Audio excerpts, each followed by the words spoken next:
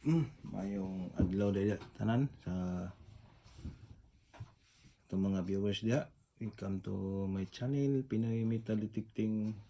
Hello guys. So, naot na mo sa may panglawas no. So, karon guys, mag-share ko sa akong mga gamayng kahibalo no, sa knowledge sa pag metal detecting. Labi na jud sa kakuang mga kapareho da no, mahilig mag metal detecting. So akong i-share day karon guys kung gusto mo maka nga o ka ng mga optional na coil na better sa mga gold jewelry na medyo na po may di mo maglisod og kuan detect. So maghatag lang og tips guys no kung unsa man ang jewelry na pinaka lisod jud na i-detect sa mga detector. Kasi unsang klase mga detector guys, mga latest man na siya o mga old detector. So na mga sample diri guys, nato dugi-dugayon. So kaning gold ring guys, easy rin na siya ga ma-detect sa mga detector. Kaning gold ring, so na iban mga gold ring na lisod ko siya dito ko no. Kaya ang mga gold ring di man pareha og mga design.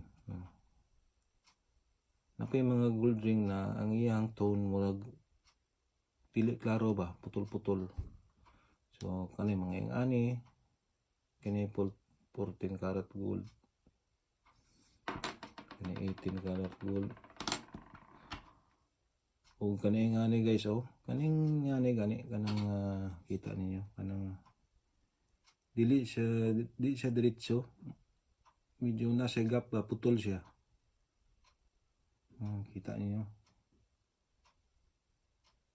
di siya sumpay. Muna mga gold ring na lisod kayo ditikon sa detector, labi na siya nakatindog o maski man nakaplat.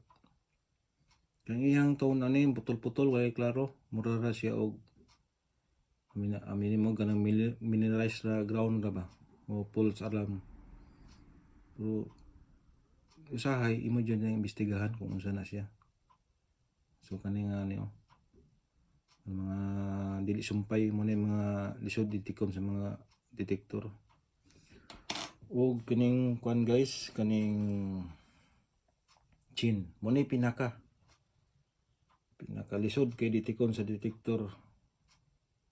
Chin kay ang chin no lahi siya og design, nagdepende man sa design god o nagdepende pa na siya og unsay ang pagka forma dito sa yuta, naglukot ba siya, nag-ana ba siya o nag-ana pa flat ba. Kani siya ako na-detect sa 6 years, more than 6 years na pag metal detecting kaning manira pila ra ka buok upat ra sila.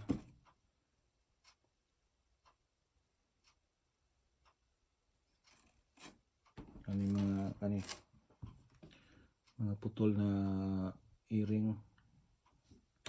Kani siya wala na ni siya mga mga chain, wala na siya mga lock mga pikas lock kani wala na, missing na siguro, na putol siguro ni ba.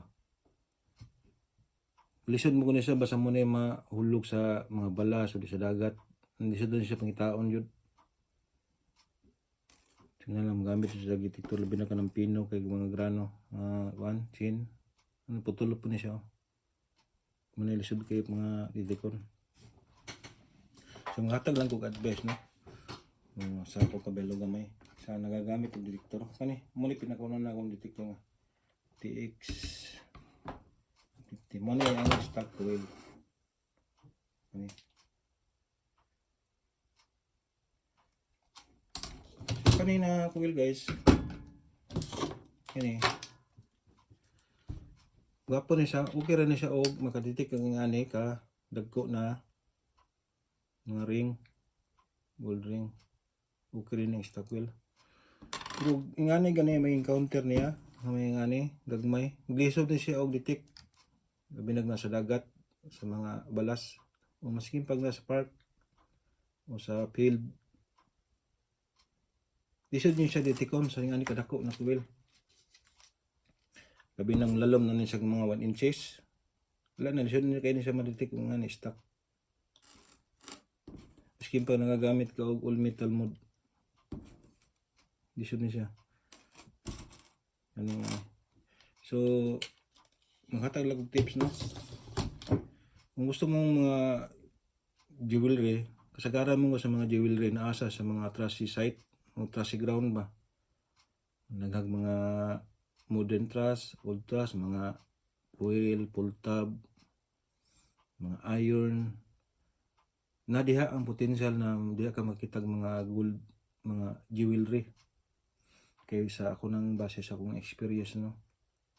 Diha ka makakita og mga jewelry na mga hulog sa trusty ground, no? Na nagagpuwel, mga pansan, mga iron, mga modern truss. So ang optional nimo na gamito na coil, guys, kani basta kung kani siya, di lang yun sa lalom, pinaka max depth niya 5 inches ro yun. Kung lampas pag 6 inches lang, hindi na siya kaditik. Gwapo na siya sa trusty ground o sa mga jewelry ng gagmay. Parang ani, oh, mga chain. Muna gwapo ka gamiton. Labi na ka naman yung ani na earring, kaning gagmay kayo. Maglisod naman yung kani stock wheel, maglisod na. Labi na kang ani kagagmay na earring o hikaw. Maglisod na niya sa og-detect, guys. Labi nang mulalam na sa mga half inches lang. Lisod na sa struggle ni. Nalan gamit ka og kani na coil. O kani, napagi ko nakuha o nakuha, no? Gamay na lock, 18 karat. Kani sa park ni. Park. Kini sa beach. Abilan nimo og false alarm ra, pero imbestigahan nimo mga jewelry ay. Sa man siya ang optional na gamiton nimo kung gusto ka og mga jewelry labi ng trusty site. Kay good gwapo man siya sa separation good. Separation target. Nakinahanglan kung example, kung mag-discriminate pag guys, kung magamit ka ani na may nakawil o masing kaning dako, kung magamit ka sa discrimination mode, ayaw na i-ground balance. Okay ra siya i-ground balance kay sa experience na ko kaning detector ni 5 years naman na sa kuha kapin. Dili ko nagagamit og ground balance ani kung naka-setting ko sa discrimination mode. Okay lang una ako sa all metal mode. Gamit ko og ground balance every 20 minutes kay kanang ground man lahi mo na siya og minerals kana siya limbawa dili dapit low minerals nya kumato ko sa unahan high kayo dito taas kay iron ang yuta na nagaground balance yung regularly sa kung naka all metal mode ka. Kung naka sa discrimination mode, okay ra kag di mag ground balance, diri lang ka mag-adjust sa kani sa discrimination mode. Kinahanglan kung gamit kaning gamay na coil, di jud ka maabot sa discrimination na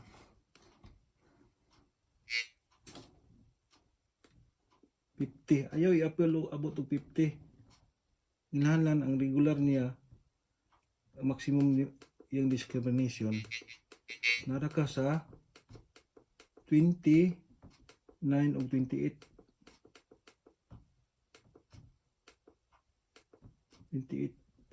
o 29 o 30 ana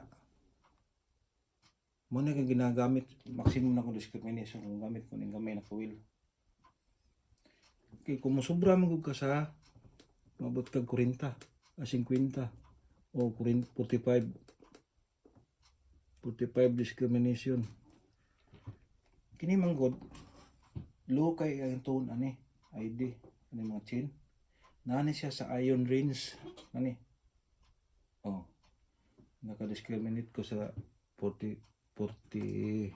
Ito na ako guys. Setting ko niya.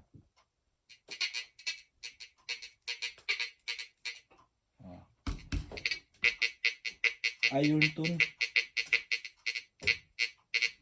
Basahin nga mga chins. Lahi raning sing-sing. Ikanin naman siya sa mga 50 pataas. 49, 50, antod sa 56. Guys. 64 gani siya. Parehan eh. Iring gamay.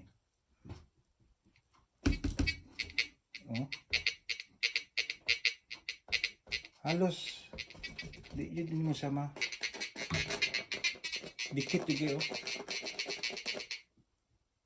Ayon ay yung tingog. Nasa sa 45 inalan imong discrimination. Ibaba nimo siya sa 29 ug 30. Okay lang na ang makadetect kag mga uban iron. Natural wapo na nga mo na tawag iron bias. Kay uban mga jewelry man gud, labi na kani mga chain. Nasa iron ang yang range, samsawan ni mag-adjust. Nahan imong discrimination dili kayo high. Ubos jud siya. Kung 30 ra kung discrimination.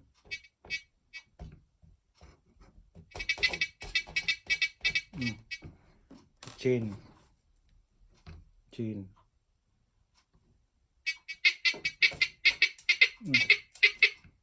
Diba? Maditik niya. Kung batasan pa nimo siya, iabot nimo siya og binag 50, gusto kag 49, 48. May uban nagagamit mo og 50 god. 50 discrimination wala na. Kani may ngani wa jud kay chance makuha nimo niyo.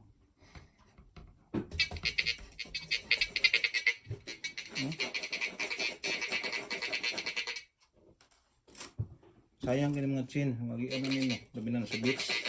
Ito mga beach dagang ko mga hulog ana, labi na kanang mga mundigo. Say butang sa nina niya maana sa blig di na makita. Putol. Ano yun, tunog ayan yun siya.